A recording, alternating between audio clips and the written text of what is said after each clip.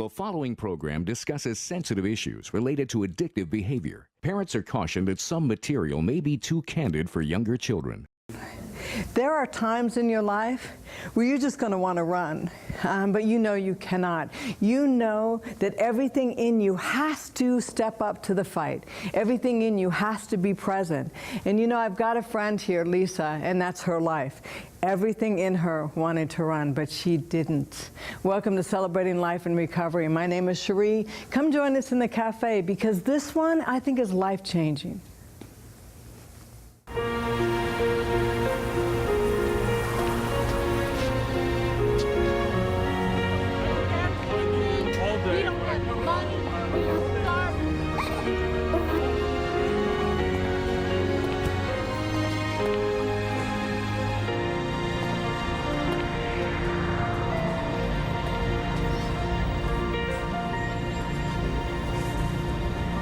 Welcome. Like I said, some fights that you can't run from. And I want to talk about, there was a time where I was invited to go to Banning Street. And Banning Street was just an at-risk area. There was a lot of drug addicts. If you were going to talk about police or arrest or any of that kind of stuff, it happened around Banning Street. And so when somebody asked me, it was way into my recovery. I end up getting dressed. I'm at a church gig, and I show up at Banning Street with a person that does ministry there, and I look like Mary Poppins. I mean, it was just ridiculous. I should have had an umbrella. I mean, I just looked so ridiculous. But, you know, these kids just kind of looked at me like, you know, who are you and what do you want? And they think I'm a social worker. They're not trusting me. I'm coming to talk with parents, and I want to invite them to the meetings at night. And so I'm just praying like God, crazy. I'm praying like crazy. And I felt like at one point I would try to remember every prayer that I ever heard, like a real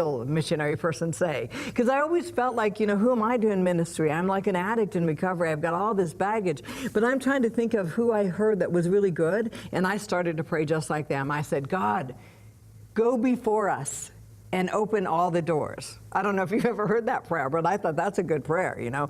And so I walk in the middle of this apartment complex, and there's stairs going up to the top level apartments and then the bottom level, and I'm in the middle of this courtyard, and I'm saying, open all the doors.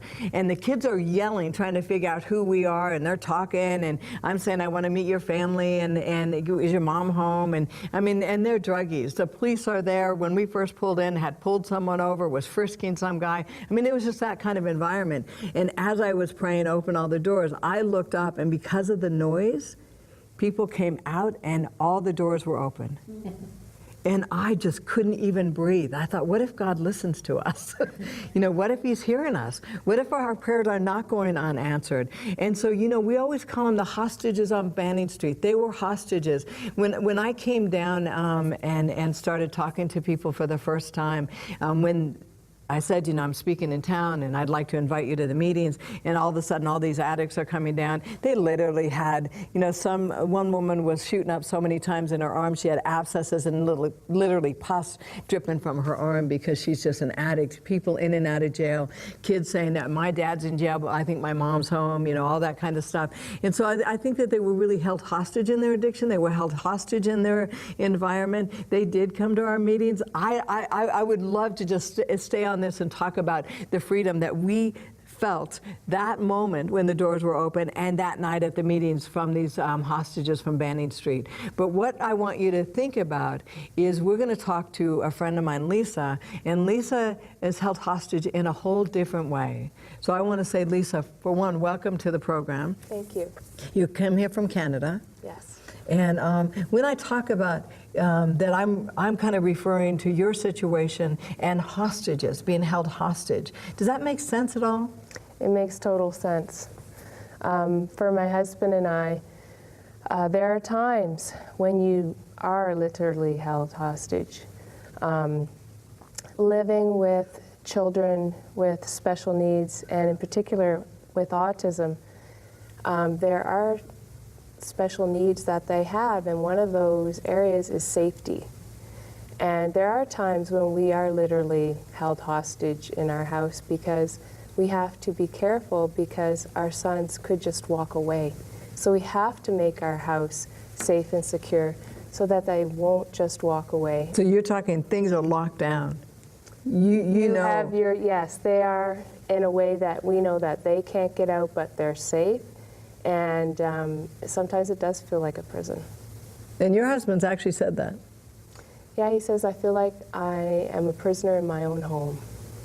So I'd like to find out who are you, growing up, getting married, and stepping into the awareness that you're going to be dealing with some pretty intense situations. And we're going through a book this season, Victory in Jesus. And there's one chapter that I love, because one chapter it says, you know, it's almost like, what is the most important daily habit? So here's a book that we're going through all season, right? What's the most important daily habit? And I think the most important daily habit is to get up and know who God is. Yes. You know, not who I can be today or where my strength is today and what I can muster up today, what I can figure out today, but who is God today? And so, you know, tell us a little bit about who you are, how you fell in love, and now what are you dealing with? I grew up in a small town in New Brunswick in Canada on the East Coast. Mm-hmm. I had parents who were Seventh-day Adventists, so I had grown up in the church. Mm-hmm. I went to Alberta for college, and that's where I met my husband. In college? Yes, in college. How romantic. Yes. We just happened to meet through mutual friends. Yeah. And our backgrounds were very different. I was raised as a Christian, mm-hmm. and my husband had not been raised as a Christian, but he had found his faith later on. Mm-hmm. And we met at college, and we got married and studied. And so when you meet at college, I bet you were beautiful, because you're beautiful now. Oh, thanks. So you fall in love, decide that the differences weren't too great. Mm-hmm. And did your family love him? Well, with my family, my mother had died when I was 19 years old of cancer. I'm sorry. So my husband never actually got a chance to meet my mother. Right. And my husband's family, they had been newly divorced about a year or so. So for both of us, my family wasn't able to come to see us get married, mm-hmm. and then my husband's family, because of the new divorce, that was hard too. Yeah. So we actually ended up eloping. Yeah. So it's really interesting, because even when you're telling the story, you go all the way to college and meeting, and yet you said goodbye to your mom at 19. Mm-hmm. You know, what was that like? I mean, because we don't realize the things that actually start to either break us down or make us stronger. But I mean, all of those things happen. I can't imagine saying goodbye to your mom. I have a daughter, and it was extremely hard. Things were falling apart around us as far as emotionally. My dad was taking it very badly. It was during Christmas break when I was supposed to go back to college, and I had to make a decision. Do I stay until my mother passes away, or do I go back to college? And it was very hard because I didn't know what to do. Mm-hmm. And I really didn't have anybody much to advise me. And so I finally decided that I was going to go back to college, because my mom was, at that time, I wasn't even sure if she knew who I was anymore. Okay. And so I did go back, and then 10 days later she passed away, and I had to go back home and be a part of it. No, I can't imagine how you must have felt tonight, and the 19-year-old walking in, now having to be a full adult, and saying, you know, I now am going to bury my mom. It was very hard. I really felt alone. I felt alone, and I had one sister. She's 16 years older than I, so at least I had her and her family, but I didn't stay. I went back to Alberta to go to college, and I was really on my own then. Right. And so you go back to college. You are in a relationship.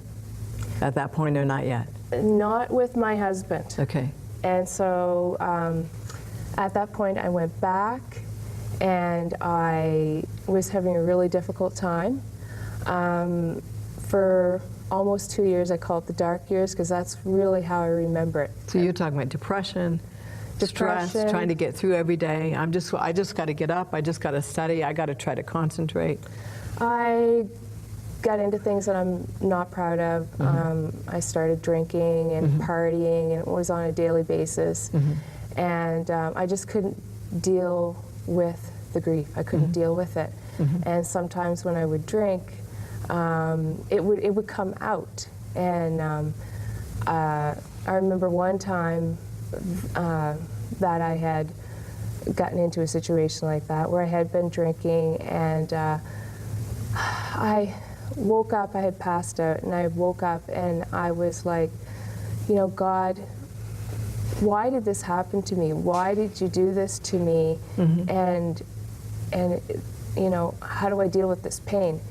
And I know different people thought that, you know, I wasn't with God, but I actually really was. I was trying so hard through all of it to hold on and to understand what was going on. And I didn't get through it myself. He carried me. Absolutely. And that's how I look at it. And I love what you say, because it's so important for people to hear that. Most people would say God wasn't with you, that God left you. And man, I think we would fall apart if God left us. You know, I think we wouldn't be surviving. We wouldn't be able to breathe. And so when you said that, you know, I didn't have a place where I could talk about the pain or the grief, or where I could walk in and say, you know what, I don't think I'm going to survive today. And so with no place, you're going to try to figure out something that works. And for you, it was alcohol, relationships, partying. And what's really tough is it doesn't work. Exactly. It doesn't work. No. You know, and if it worked, I would say, you know, everybody grab a beer. Yeah, that's right. You know what I mean? Just, you know, go get some pot, you know. But, you know, to me, it's such a lie that that's going to work. What that's going to do is compound problem after problem after problem, and you are going to waste your life, give up years. And so you gave up a couple years, and you still now have to deal with your grief. I still have to. And I really believe that my husband came along at the right time for me. And I've told him that, you know, you came along at a point in my life where I needed someone to put me on the straight and narrow and to help me. And he was there for me when I really needed him the most. Somebody you could talk to? Yes. Somebody you could say, you know what, you know, whatever. That's right. I hurt. He was there for me. I'm lost. I'm lost, and he was there for me. He was a beautiful person. I knew he cared about me. I knew he loved me, and I wouldn't be where I am today without him. So you guys get married. Sounds beautiful, perfect. You know where I'm going. Yeah, I do. Well, we got married, and of course, we just couldn't afford a lot. Yeah. Because neither one of us had the finances to do it, and we didn't have family to really be able to be there to support us. Yeah. But we wanted to be together, and we believed that if we wanted to have a relationship, we wanted to be committed, and we believed that was through marriage. Right. So that's and what love we did. conquers all. If we have love, we have everything. That's what we think when we're young. It's too funny. So yes, that's how we started out. We were going through college. He was taking theology at the time. Oh, awesome. So, and I was doing secretarial arts, and then things changed for us. In what way? At the time, we had thought that my husband was going to end up being a pastor, and it didn't happen that way. And so I'm confused, because he was in theology school. Everything's going fine. So what would have gotten in the way? What would have stopped him from actually stepping into a calling? He didn't happen to get a call at the time, and due to that fact, he didn't end up going into the ministry at the time. So once he finished school, most people will get a call from somewhere. A lot of people. Right. And so for whatever reason, he didn't. He did have 2 places that had were looking at giving a pastor an opportunity, but what happened is on one of those calls, instead of getting a pastor, the church actually closed. Wow. And the other opportunity diminished. And so it was devastating because he had... It's a lot of school. It's a lot of school, student loans because his family wasn't able to support. And I was pregnant with my daughter at the time, and we were really looking forward to going into the ministry in that way and doing that, and it didn't happen. And so that summer,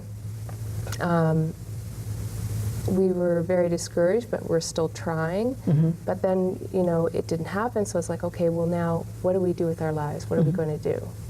So in that time, because we're talking about that kind of daily leaning on God and being able to say, because I know what it feels like to be discouraged. I know what it feels like to be going like, did I just not get it? Did I not read that right? And so what is your spiritual life? Are you still able to hold on to God? Were you discouraged? Were you hopeful? Were you still praying together? We were discouraged, but we were still praying about it. We're still hoping from day to day, you know, if this isn't to be a call, then what are we to do next? Okay.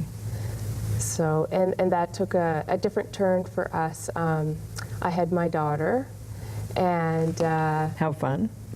Yes. Because even with call or not call, that is incredible to have a baby in the house. And she was our first child. Yeah. And it was pretty incredible to have faith. Yeah.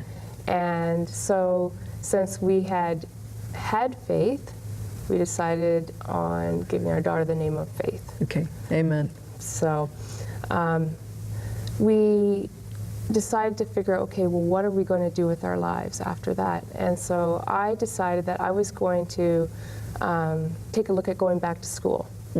And so I had done a lot of research on different careers, what I thought maybe I could do or what I wanted to do or felt led to do. And in the end, I went to Canadian University College. It's Berman University now. And I taught... I've spoke there. I love that college. And a beautiful area. Yes. Yeah. And at the time, he's retired now, but the professor that I talked to is Keith Levitt. And I went in and talked with him and talked with him about my story and about education. And I just really felt led that I was going to go to college there and that I was going to take elementary education. And so that's what I did. Incredible. So everything's going well. Faith is born. You're back in school. Your husband, what's his first name? Mark. Mark, is he working? He was working, some out of town, back and forth. I was going to school. I was doing 6 classes at a time and raising my daughter at the same time. And fortunately, I had some cousins that were living nearby, so they helped me with childcare. And then I worked in the evenings too, full-time at our canteen, at our cafeteria on the campus. Wow. So trying to get my degree as quickly as possible and finish. Okay, did you finish? Yes, I did. All right, congratulations. Thank you. Okay, you know what? I would like to break, because I'd like to go on break and I'd like to come back because I know that things really start to turn for you guys. And I don't want to break that up. So I'm going to go ahead and break. And I want to just say that sometimes it's really interesting because a lot of people will tell me, and I've worked with the most amazing folks. You know, Lisa, I think you're amazing, but I've worked with the most amazing folks that will say, you know what, I just have a normal life, but then they talk about mothers dying of cancer at 19 and being on their own and being afraid and all of that kind of stuff. And it's like, I don't think any of us have normal lives. I don't think any of us kind of skate by and not have these kind of everyday things that we have to deal with. And when we have these everyday things, when things are kind of overwhelming at times, and we kind of find out how to walk through that, when it actually ramps up or the fire heats up, what do we do next? And so when we come back, you're going to hear some things with Lisa that it heated up. They really went from the frying pan to the fire. I mean, I know that's kind of a crazy thing to say, but they really did. So we'll be right back. Stay with us. See you on the other side. The following program discusses sensitive issues related to addictive behavior. Parents are cautioned that some material may be too candid for younger children. Welcome back. You know, we're talking about when everything in your life is going along pretty normally. And when I say normal, I haven't seen a lot of people that are normal. I heard a lot of those stories. Even your story, Lisa, when you talk about what happened at 19 and you know, that changed everything in your family dynamics and partying and going crazy for a while, and then kind of settling in, getting married, getting a degree. And so now you've got your degree, you've got your education thing. Yeah, your husband's going back to school too. I mean, all of that, everything is going well. Faith is, I'm sure, beautiful and fun. And but in your life, things start to turn and take us there. Everything's going in one direction, and then all of a sudden there is a shift. After we had finished our degrees, actually I wasn't quite finished my degree when I got my first job. So I had about 4 classes to finish up. But I could get a letter of standing at the time, and I did that, and I went to Regina, Saskatchewan, and taught for my first year teaching. Mm-hmm. And what grade? It was K to 6 at the time. Okay, awesome. And I was the principal. I taught multi-grade. I helped with the secretarial, everything. Mm-hmm. So that was my first year teaching. And I had Faith. She was around between 2 and 3 at the time. And my husband had finished up his education, and we moved out. We went to help the school out, in particular because they didn't have a teacher, and it was getting pretty close to school starting, and they weren't sure what they were going to do. Wow. And so I took that call. And so I did that year. But during the year, my husband couldn't get employment there. And so... They just didn't have enough funds to hire another teacher? No, and they didn't have enough students, and they were rebuilding the school. Mm-hmm. And so we started out actually with 9 students. And then by Christmas time, we went up to 13. And then for the next school year, they actually had 23 students. Mm-hmm. So that was fabulous for us with that school. But in the meantime, my husband during that school year couldn't get a job in Regina, and so he ended up actually going to Peace River, Alberta. So then I was in charge of that school, and I had my daughter, and he was out in Peace River, Alberta, and that was approximately 13 hours away. Wow. So right now, that's a strain on a family. So you guys are having to deal with that kind of thing. You're working, raising your daughter, and trying to do all that kind of stuff. Mm-hmm. He's trying to survive and provide some income for everyone. That's right. So I know that you were pregnant again. You got pregnant again. Was it during this time? No, this was later on. Okay. We were both living in Alberta, and I was pregnant again around 5.5 years later, and my husband was working on a reserve at the time in Hobbema in mm-hmm. Alberta, and so he was working there. He had a grade 5-6 classroom, and it was kind of ironic. So with First Nation Yes, kids. With First Nations kids, and he actually did very well. He had the lowest stand kids in the school. And, but it was really hard. It was a day-to-day thing for him, and I was actually scared he might in the end quit. And so it was like praying every day, Lord, please help Mark to be able to go to school and to work today.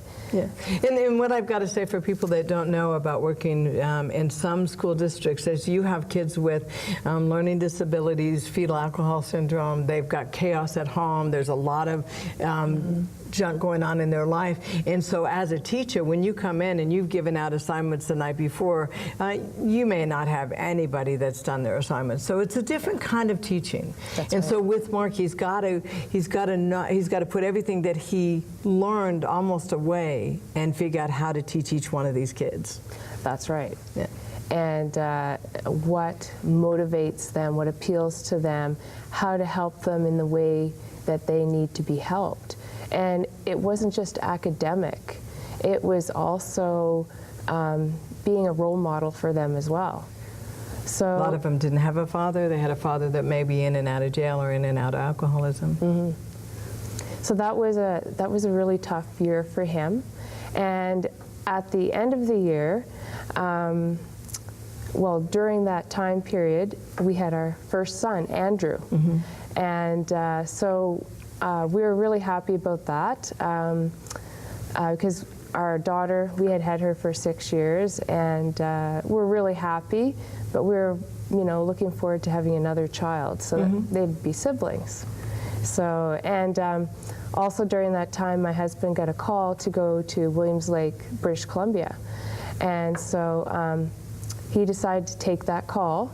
So we moved there, and he taught in the high school. And that first year, I actually started teaching in the resource room. So I worked with students from grade 1 all the way to grade 12 in different subject areas. So it was really, it sounds like it was kind of what you guys wanted to do. So it felt good. It felt good. Yeah. We're both working in a great place. We both believed in a Christian education, and we were a nice little family unit, and we were really excited. Mm-hmm. Sounds good. So what happened? Well, during those, in Williams Lake, we stayed 3 years. And for the first year, I worked in the resource room. And then after that, they had to cut a position, and that was the position that was cut. And so then I didn't have a position, and I wasn't sure exactly what I was going to do. My husband was still working at the school, so that was okay. But because we had to pay for our own schooling and pay student loans, we both needed to be working. So I wasn't sure what I was going to do, to be quite honest. And last minute, I got a call to Hazelton SDA school in British Columbia. I love Hazelton. It's a really poor town, but it is beautiful. Because yes. I mean, I think their industry dropped off yes. at one point, so they lost some of the major businesses there. Yes. Yeah.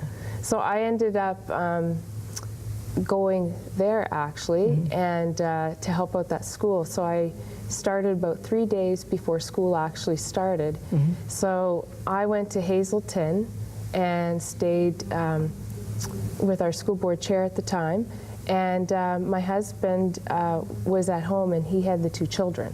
Okay. So it was another time where it was very hard. I didn't like being away from them. Right. And I know that there was a time where you started to notice some things that were very different with your kids. Yes. And talk about that. So not so much Faith, but your son. Right. With Andrew during that time, when I was away that year, I didn't see it as often because I would drive back and forth as many weekends as I could. It was an 8-hour drive. And but when I came back the next year, I stayed in Williams Lake, and I chose to be there with my husband and stay with him. And I started noticing when I took Andrew out to church, just dealing with him in general, he wasn't talking. And how old was he? He was around 3. Okay. And If it was sounds. It was very limited, very hyper, into a lot of things. And I knew something was going on, but I wasn't sure what. It was kind of interesting when I first went to Williams Lake and I had gone into the school. There was a little boy who lived right behind the school. And he had gotten out of his house and yard, and he had walked down to the school, and he had come into the school. And his parents didn't know he was gone. And we happened to be circulating, and I saw this little boy in the kindergarten room. And I said, oh, you know, I went to one of the staff. I said, there's a little boy here in the school. Is he your son? And they said, no. They said, this is the neighbor's son. And they said, he, you know, goes to school here. He's just starting school. But they said he has autism. So they said he, you know, sometimes will leave his house and come down here, and that's what he did. And that was my first touch of autism. The first time that you saw another kid and said, oh, okay, I get that, and you can kind of see it in him. I'm not able to really look at you or communicate in the same way. But you found out that autism is going to hit closer than you think. That's right. I didn't know it at the time. Yeah. But I feel in my heart it was almost God letting me know ahead of time. Okay. You've got the education. You're in early education. You're working with kids. Now you're seeing these disabilities, and you're thinking, you know, I have a son that's not talking yet. Yes, and so what happened was my husband and I ended up taking him to the doctors, and we said, you know, we're not sure what's going on, but we know there's something going on. And as soon as she saw him and started watching him and observing him, she said, I'm putting in a referral right away. And so another person who really helped us deal with that was the principal's wife at the time. Yeah. She was actually working with that little boy that I had met. And she had thought that maybe my son was on the spectrum, but she didn't want to hurt me or hurt my feelings, and she didn't know how to go about it. She didn't know how to say to you, have you paid attention to this? That's right. Because we don't know how to say that. That's Is right. that we love each other, and these are some serious things, and you don't want to say to someone, you know, heads up, I would get this checked. That's right.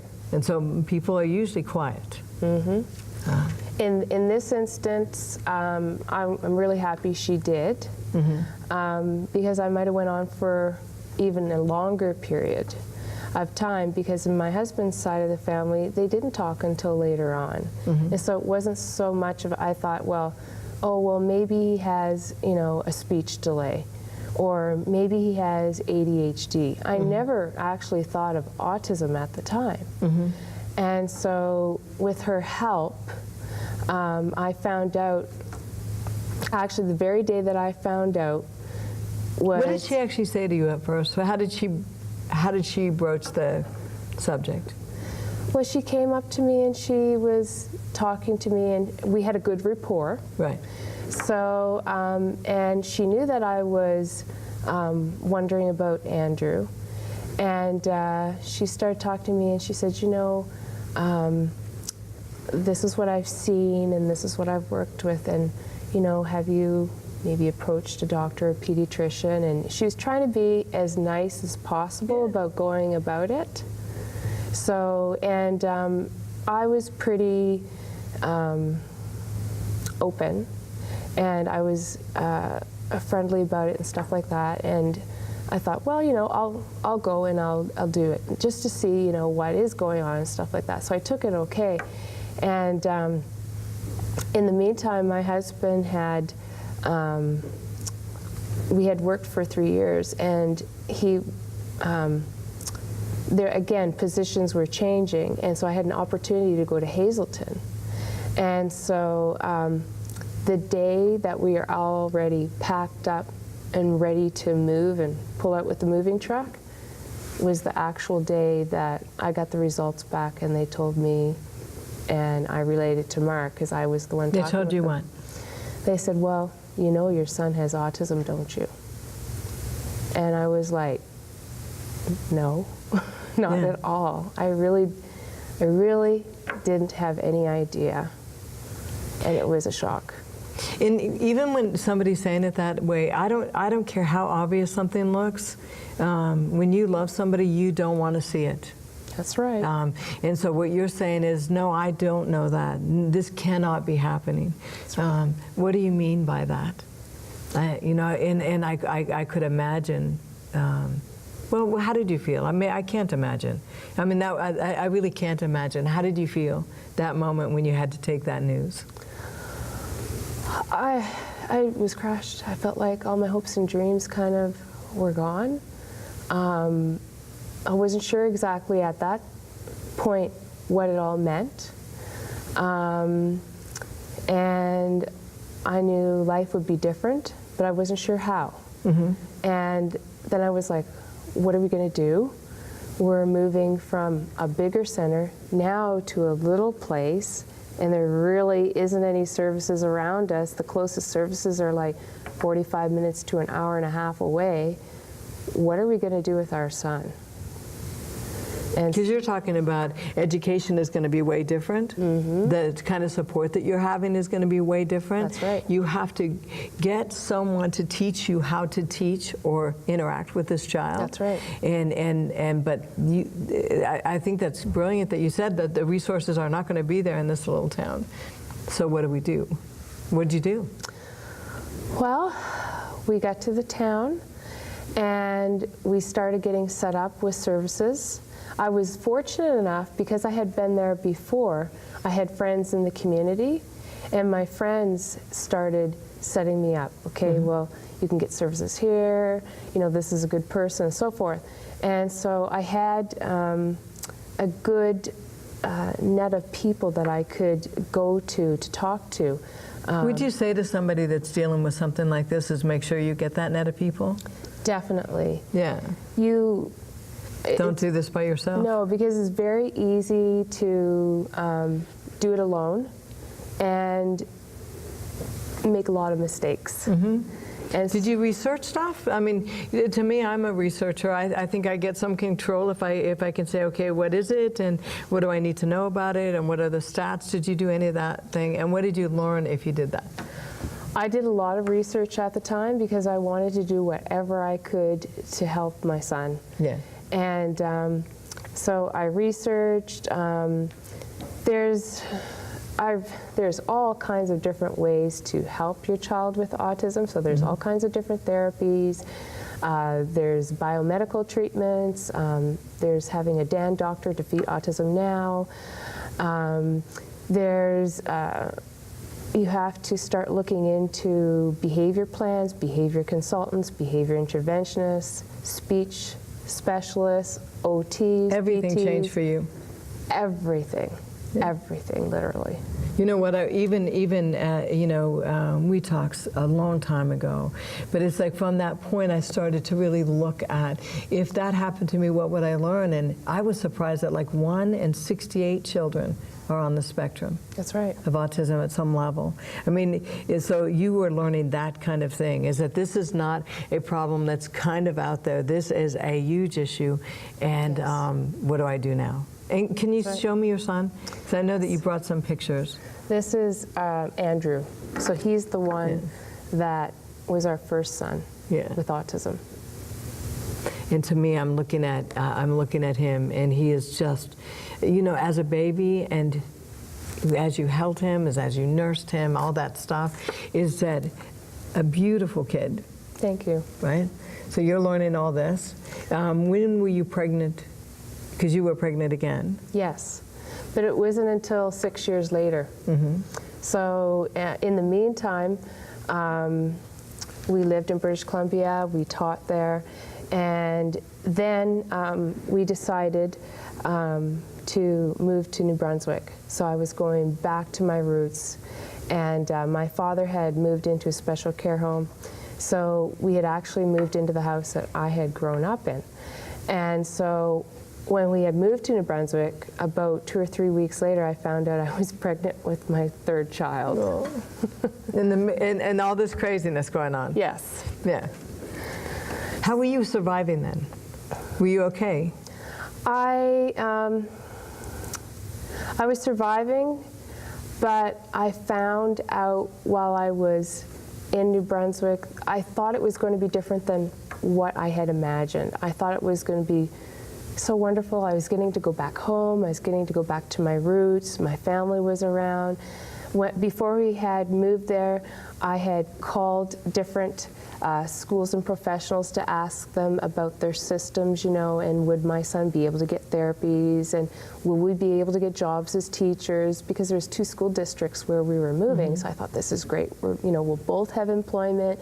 There'll be services for our son, and this is going to be wonderful.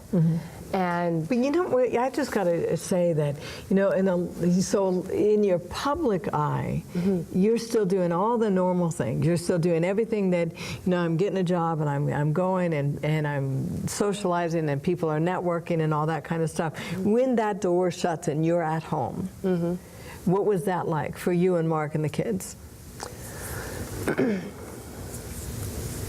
It was almost like another side. Yeah.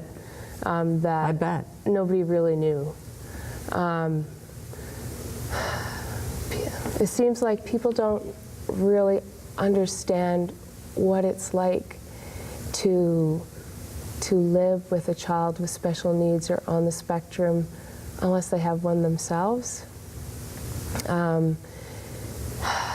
Behind closed doors, it was really tough. We had a child who, he wasn't potty trained until he was 9 years old. And I was scared that I wasn't going to be able to potty train this child. His speech was very sporadic and he was considered nonverbal. He had sensory issues, and he continues to, where loud noises, touch, taste, smell, everything is heightened. Also, when he wasn't dealing with those things, I mean, you had safety issues.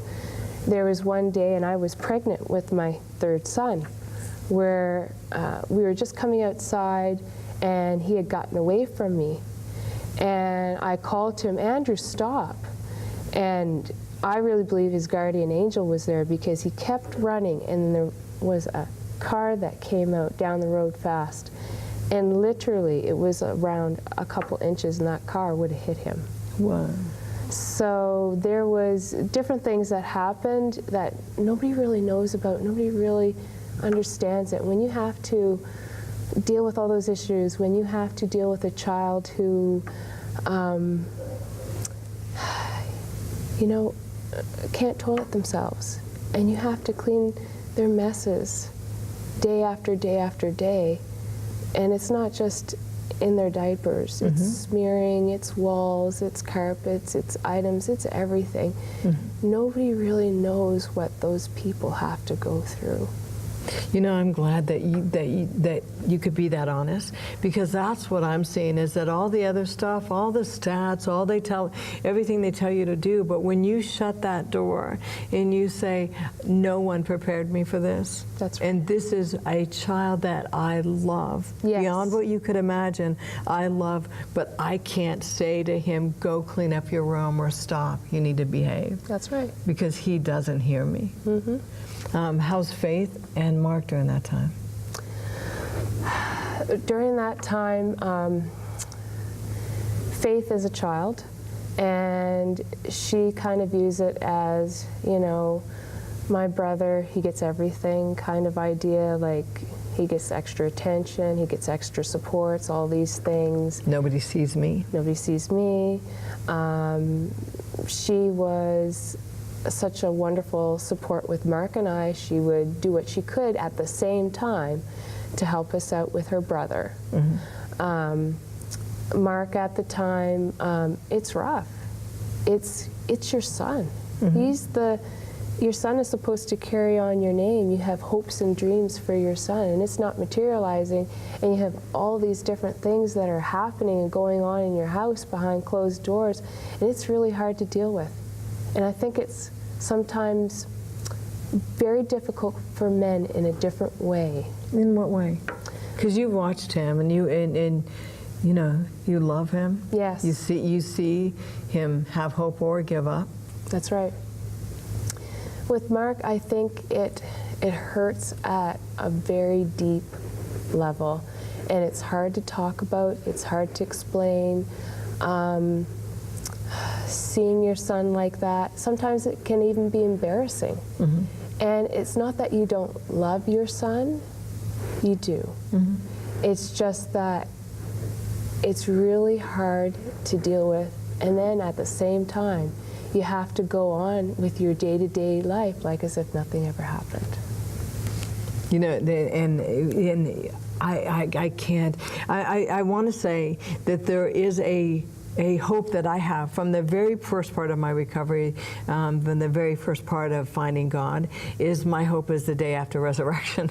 You know, yes. When we wake up and we don't have these diseases, we don't have these spectrums, we don't have hearts that don't work and all that kind of stuff, we really wake up on the other side of all this. But until we get to the other side, what keeps you alive, what keeps you guys functioning, what gives you hope? And what are you doing right now? Because I know that, you know, we don't have a lot of time, but what are you doing right now as far as to help this kid, to help Andrew? With Andrew, I networked. Mm-hmm. I researched, I met as many people as I could, read books, tried to get as many services as possible for him, mm-hmm. To help him to be the best person that he could be.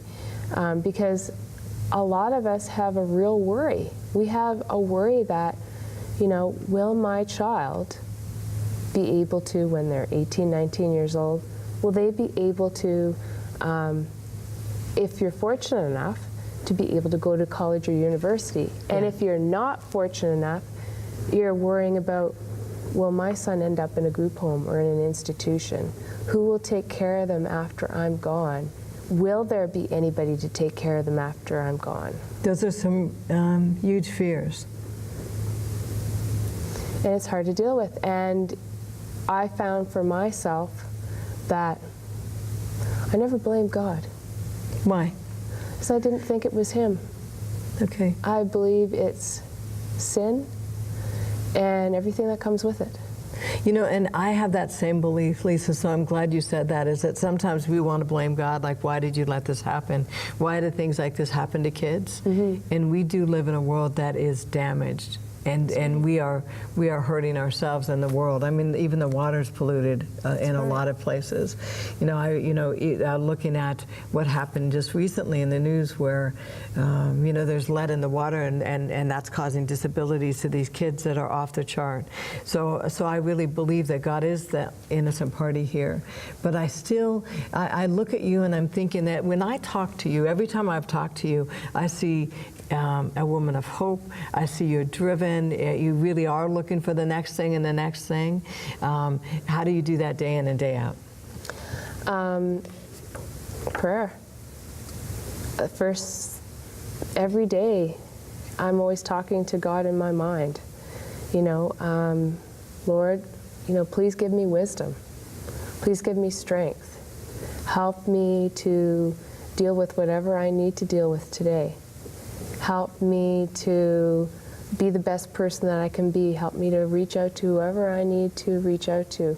Help me to help my family, and so forth. I know from everything that I've gone through in my life that I can't deny God, because I know He's there, because when I couldn't do it, He carried me. So I can't deny He's there. So in the midst of this situation where you're saying hardly anybody has the answers for me. Mm-hmm. Nobody can tell me, you know, just give him this, just have him do this, just feed him well, he's going to be well. Nobody's saying any of that stuff. You said God is faithful. God is faithful. Because right now, how old is he now? Andrew's 13. 13. And you had another son? I had another son, William.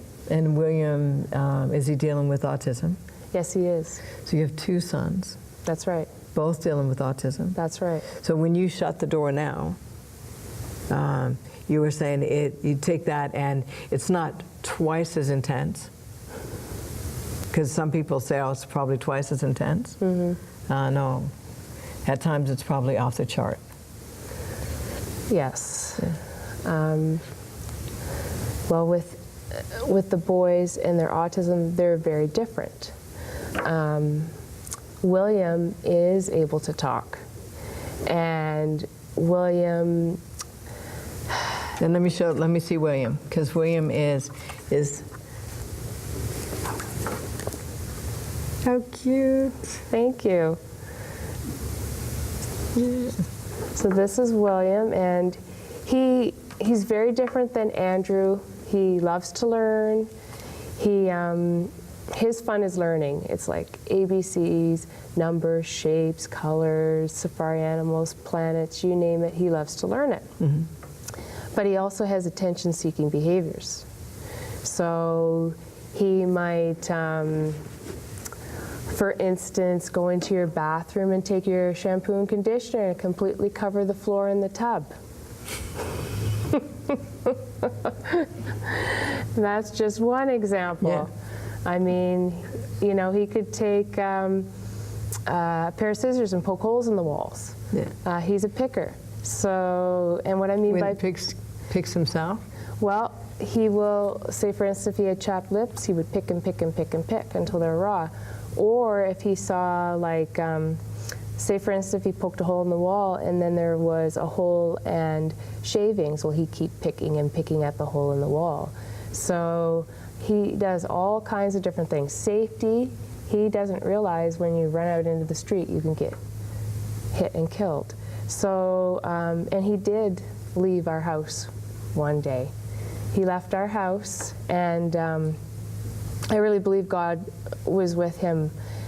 He left our house, and my husband and I went out looking for him in our neighborhood right around, and we went to the neighbors and, you know, we explained to them, our son has autism, this is what he looks like, have you seen him, and so forth. And my husband was like, I'm going to get out the truck and I'm going to start driving around the neighborhood to see where he is. So he started to get out of his truck while I was going to the neighbors, and all of a sudden as I was coming out of a neighbor's house, I had seen a police car come by our street. And so I thought, I'm going to run up to the police car and tell them, because my next step was I was going to call 911 and tell them the situation. So I went out to the policeman and I told him the situation. He says, oh, he says, I think I know where your son is. So he said, don't you love that smile? You think, oh no, what is he doing? So he says, hop in and I'll take you to where I think he is. Yeah. So I got in the car with the policeman, and he had taken me up at least 4 or 5 streets and over. And what my son had done is he had gone all the way across the streets, went into another street, and there just happened to be a family who had just moved into the neighborhood, and they were having a housewarming party.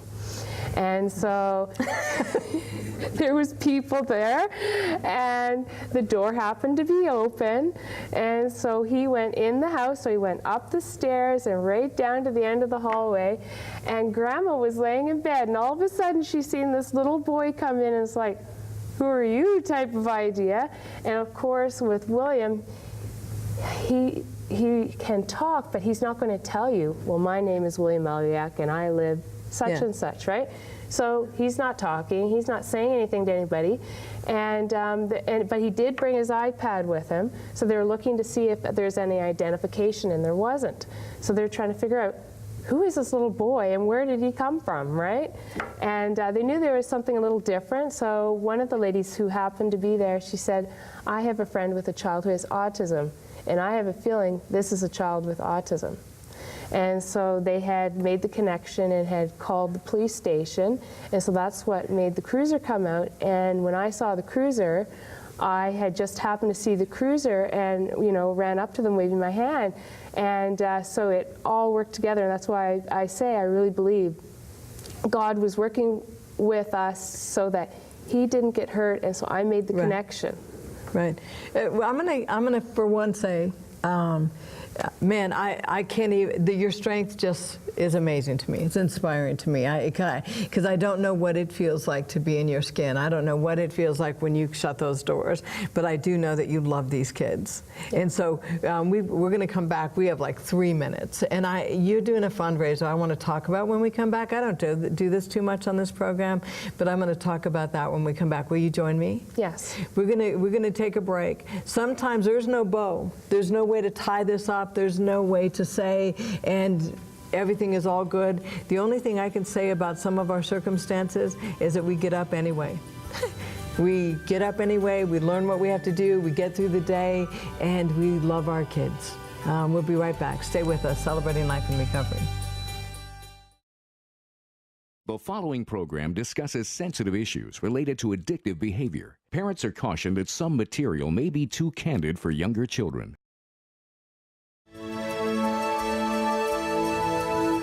I can't even tell you how much I love Lisa. You know, some people, we just have to get up and do the right thing even when we don't feel like doing the right thing, and you've been doing that for years. You've been fighting for your children for years and for your family. And right now, I know that you're still even fighting for a place to get Andrew into. Can you say a little bit about that? I found a program in Sheffield, Massachusetts called the Sunrise Program of America. And they have an intensive program there that I would like to get my son Andrew into. And right now what my husband and I are doing are fundraising for him to bring him to that program. Yeah, I don't do this too often. But you know, if you're out there and you heard this story and you say, you know what, I want to help this family, you know, contact us. We'll put you in touch with them, and you can maybe even help get Andrew some help if you have some ideas for them. If you are struggling with anything, you know, contact the ministry, because we have a lot of things on the website that just say, how do you deal with this? How do you deal with discouragement and anger and hopelessness, all that kind of stuff. Do not do this by yourself. And if it's not going to go away, it doesn't mean that you're not going to survive it. It means that you're going to have to learn how to survive it, and you're going to hook up with people that can say, you know what, me too. So don't do any of these battles by yourself. And when you get hit the hardest, know that there is a God and there's a day after resurrection, and we are going to get home. So thank you for joining us today. Always remember that God is crazy about you. I am too. And know that there will never be anything in your life that will take you out of the hands of God. And it wasn't his fault. See you next week. God bless.